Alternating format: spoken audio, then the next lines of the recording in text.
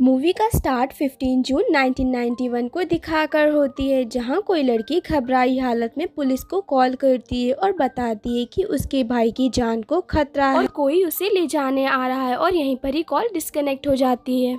कुछ देर के बाद जब पुलिस वहां पर पहुंचती है तो देखते हैं कि वहां पर खून के कुछ कतरे होते हैं, तो उनको फॉलो करते हुए डिटेक्टिव एक रूम में पहुंचते हैं, जहां वो कुछ ऐसा देखते हैं जिसको देखकर उनके होश उड़ जाते हैं, जहां कोई लड़की की चिल्लाने की आवाज आती है। अब सीन 3 दिन पहले पर शिफ्ट होता है, जहां हमें वेरोनिका दिखाई जाती है। वेरोनिका एक 15 साल की लड़की होती है जिसके फादर किसी वजह से अब उनके बीच नहीं रहे।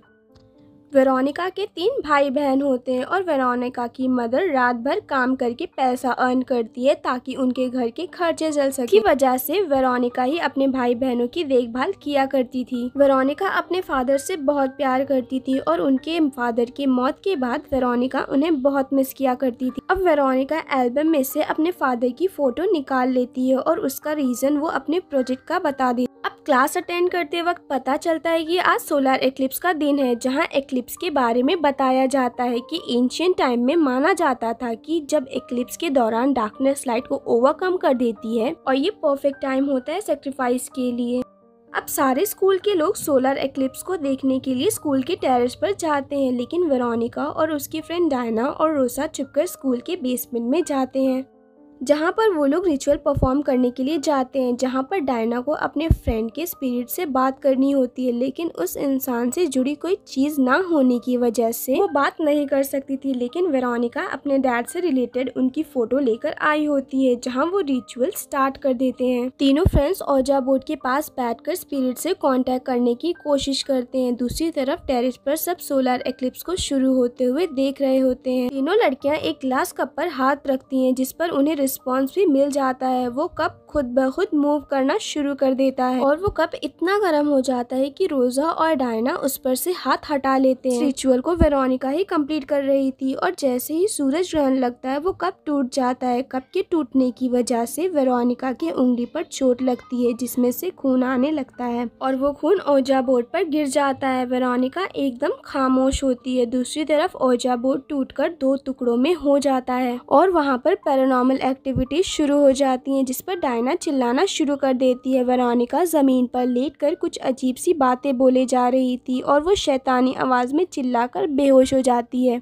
फिर हमें दिखाया जाता है कि वेरोनिका अपने स्कूल के हॉस्पिटल में एक वार्ड में होती है, जिसका चेकअप एक डॉक्टर कर रही होती है। डॉक्टर समझती है कि वेरोनिका शायद आयरन की कमी से बेहोश हो गई और उसे अपनी डाइट का ख्याल रखना चाहिए। इसके बाद वो अपने बहन भाई के साथ घर जा रही होती है, तो वो देखती है कि स्कूल में ही रहने वाली एक सिस्टर वेरोनिका को लगातार देखे जा रही थी। लोग इस सिस्टर को सिस्टर डेथ बुलाते थे और यहाँ पर अजीब बात यह है कि वो सिस्टर ब्लाइंड होती है। अब सवाल ये आता है कि वो वेरोनिका को कैसे देख रही थी। घर पहुंचने पर भी वेरोनिका के साथ कुछ न कुछ अजीब होना शुरू हो जाता है। डिनर करते हुए बिल्कुल फ्रीज हो जाती है और यही नहीं, उसके बॉडी पर भी किसी के पंजों के निशान दिखना शुरू हो जाते हैं। उसी दिन वेरोनिका जब अपने भाई एंटोनिटो को नहला रही होती है, तब उसे उसके रूम से आवाजें आने लगती हैं। जब वो उन आवाजों को फॉलो करती है तो वो खुद ब खुद उस रूम में लॉक हो जाती है और रूम के अंदर ही उसे अपने भाई एंटोनिटो की आवाज आती है। वो किसी तरह उस रूम से निकलकर वॉशरूम में आती है, जहां एंटोनिटो बाथटब में बैठकर चिल्ला रहा होता है। किसी ने गर्म पानी को ऑन कर दिया था, जिससे एंटोनिटो की बॉडी जल गई थी। वेरोनिका फौरन एंटोनिटो को टब से बाहर निकालती है और उसके बॉडी पर जलने की मेडिसिन लगाती है।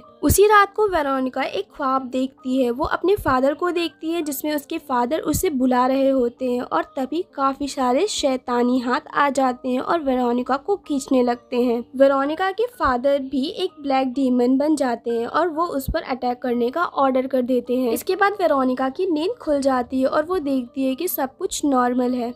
अगले दिन जब वेरोनिका स्कूल में होती है तो उसकी फ्रेंड रोसा उससे काफी इग्नोर कर रही होती है। इन सब से तंग आकर वेरोनिका वापस से स्कूल के बेसमेंट में जाती है, जहां पर उसे सिस्टर डेथ मिलती है। सिस्टर डेथ उसे बताती है कि वेरोनिका ने उन डीमन सोल्स से कांटेक्ट करके बहुत बड़ी गलती कर दी है और उसके ऐसा करने से उसके फादर की सोल तो इस दुनिया में नहीं आई, बल्कि किसी शैतान की सोल आ गई। वो शैतान हर वक्त वेरोनिका के साथ होता है और इस वक्त भी वेरोनिका के साथ ही है। इन सब के अलावा सिस्टर डेथ ये भी रिवील करती है कि जब उनकी आंखें ठीक थी तब भी उन्हें ये सब चीजें नजर आती थी, जिसकी वजह से तंग आकर उन्होंने खुद ही अपने आंखों को नुकसान पहुंचा लिया। लेकिन बाद में भी उन्हें ये पता चला कि इन चीजों के लिए इंसान की आंखों की जरूरत नहीं होती है। जाने से पहले सिस्टर डेथ वेरोनिका को कहती है कि तुम्हें खुद ही अपने भाई और बहनों का ख्याल रखना होगा, उनकी प्रोटेक्शन करनी होगी। इन सब इंसिडेंट्स के बाद वेरोनिका अपनी सारे घर के रूम में प्रोटेक्टिव सिंबल्स लगा देती है, जिसका मकसद ये था कि उन शैतान की सोल्स को दूर रखा जा सके।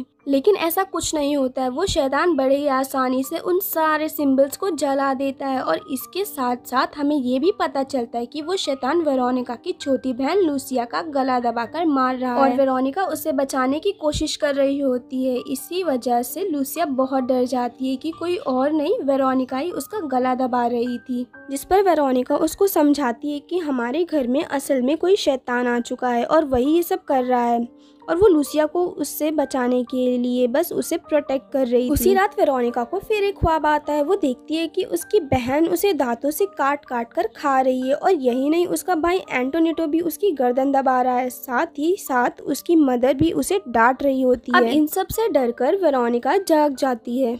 जब वो अपने बिस्तर से उठती है तो वहाँ पर खून के निशान थे और मैट्रेस के नीचे बहुत बड़ा काला धब्बा और ऐसे लग रहा था जैसे वो मैट्रेस जल चुका हो। तब वो जाकर घर के सारे मैट्रेस को चेक करती है और सब पर वही निशान होते हैं और उस निशान को देखकर ऐसा लग रहा था जैसे किसी इंसान ने उसे जलाने की कोशिश की। और सबसे अजीब बात ये होती है कि वो काला निशान किसी शैतान को प्रेजेंट कर रहा था। एंटोनिटो वेरोनिका को बताता है कि उस रात उनके डैड उससे मिलने के लिए आए थे और वो कहते हैं कि मैं उनको ले जाऊंगा। ये सुनकर वेरोनिका काफी डर जाती है और वो अपने भाई को समझाती है कि उसे किसी की भी बात मानने की जरूरत नहीं है और वो अपनी आंखें और कानों को बंद करके वेरोनिका को बुलाए ताकि वो उसकी हेल्प के लिए आ जाए। कुछ देर बाद वेरोनिका फिर से सिस्टर डेथ को मिलने जाती है और उन डीमन सोल से बचने के लिए हेल्प मांगती है। सिस्टर डेथ उसे बताती है कि उस दिन उन्होंने अपना रिचुअल अधूरा छोड़ दिया था, जिसकी वजह से वो शैतान यहीं पर रह गया है। उन्हें दोबारा से वो रिचुअल करना होगा ताकि उस शैतान को वापस भेजा जा सके। वेरोनिका अब रोजा के घर जाती है, जहाँ रोजा उसकी कोई हेल्प नहीं करती और इनकार कर देती है, जिसकी वजह से वेरोनिका अकेली ही रह जाती है। तब वो डिसाइड करती है कि इस सारे प्रोसेस को खत्म करने के लिए वो अपने बहनों के साथ वो रिचुअल करेगी और उस रात वेरोनिका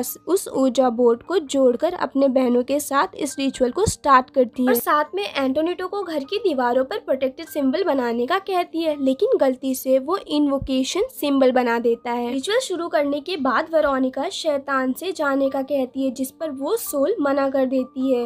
वो बुक्स में देखकर कई तरीकों से इस शैतान को इस दुनिया से भगाने की कोशिश करती है, लेकिन वो पूरी तरह से उनके सामने आ जाता है, साथ ही साथ उन लोगों पर अटैक कर देता है। डर कर वेरोनिका पुलिस को फोन करती है और इसी दौरान वो शैतान एंटोनिटो को अपने साथ ले जाता है। वेरोनिका की सिस्टर लूसिया और इरीन सबसे बचने के लिए बाहर भागती है, जबकि वेरोनिका एंटोनिटो को ढूंढने वापस अपने घर में जाती है। फिर उसे पता चलता है कि वो उसके रूम में बंद है। वो उससे बात करने की भी कोशिश करती है, लेकिन एंटोनिटो वही करता है जो वेरोनिका ने उसे कहा होता है। वो अपनी आंखें और कानों को बंद करके वेरोनिका को ही बुला रहा होता है। इसके बाद वेरोनिका को अपने अंदर कुछ अजीब सा फील होता है और असल में बात ये थी कि वो शैतान ना इस दुनिया में था ना उनके घर में, बल्कि वो शैतान वेरोनिका के अंदर था। और यहाँ पर बड़ा राज ये खुलता है कि बाथटब में एंटोनिटो को वेरोनिका ने ही जलाया था और जब वो अपने सेंसेस में आती है तब उसने उसे बचा लिया। और यही नहीं, अपने सिस्टर लूसिया के गले को भी वही दबा रही थी और जब वो होश में आई तो उसने ये बंद कर दिया। इसके अलावा घर में